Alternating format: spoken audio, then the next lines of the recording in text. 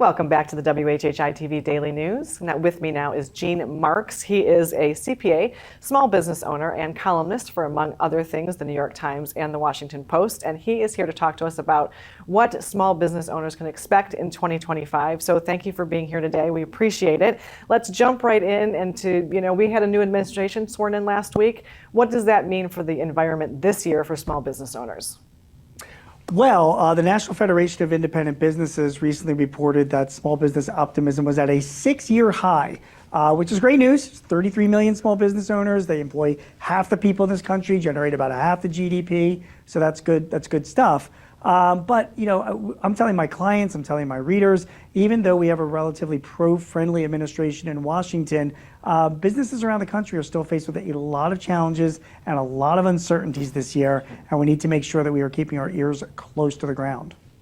And so some of those things that we might need to be paying attention to are changes in retirement plans, paid leave, retirement age, minimum wage. What are we expecting with those things?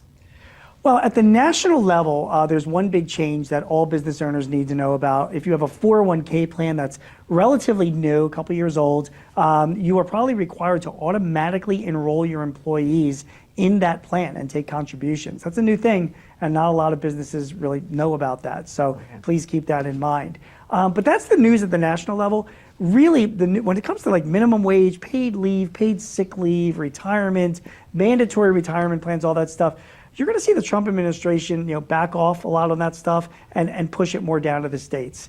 And the states is where the action is at. I mean, there are 30 states that have minimum wages higher than the federal level. 70 states and localities are increasing minimum wages this year. A number of states have rules around retirement and overtime that exceed what the federal government currently has. So that's where the action is if you're running a small business. You not only have to make sure that you're in compliance with your own state's rules, but you have to make sure you're in compliance with other states' rules if you have remote workers or employees or operations elsewhere around the country. So, like I said, a lot of challenges. It's going to continue to be an uncertain and complex environment. Yeah, certainly a lot of moving parts there. And to add to that, are there any tax codes that are coming on that are new or any that are expiring? Just to add a little bit more to our plates.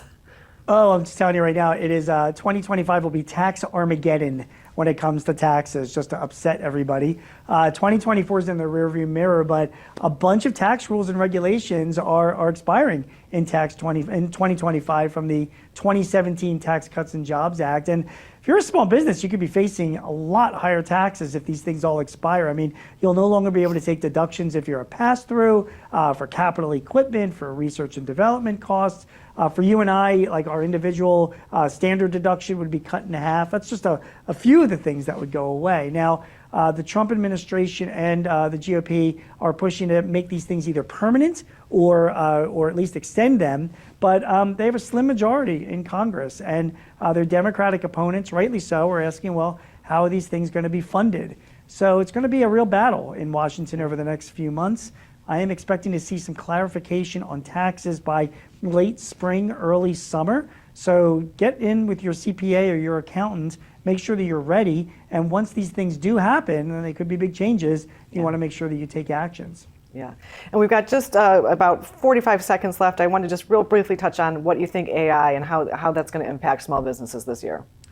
State regulations, 8 states are now implementing regulations on AI. That's going to be the big story. More states will implement more regulations over the next few years, particularly in how you're hiring and recruiting and managing your employees. So be aware of that. Even if it's not your state and it's another state, you might still have to be in compliance, which all gets back to how do you manage all this stuff? How do you you can't keep up with all this stuff. So you need to outsource it. I mean, you have a good CPA you can outsource to your taxes to. On all this HR compliance and AI compliance, use a good HR company to do that. I mean, I have a lot of clients that use Paychex.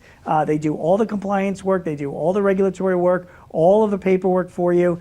That way, they take care of those problems and you focus on your business. It is just, with not the national, legislation being involved, it's all state and local. It's more complexity for small businesses, and there's no way you can keep up with all those state and local rules on your own. So outsource it to a good HR company like a Paychex. Well, Gene, thank you so much for being here today. Lots of good information, and like I said, lots of moving parts, but thanks for shedding some light on it for us today. Thank you for having me.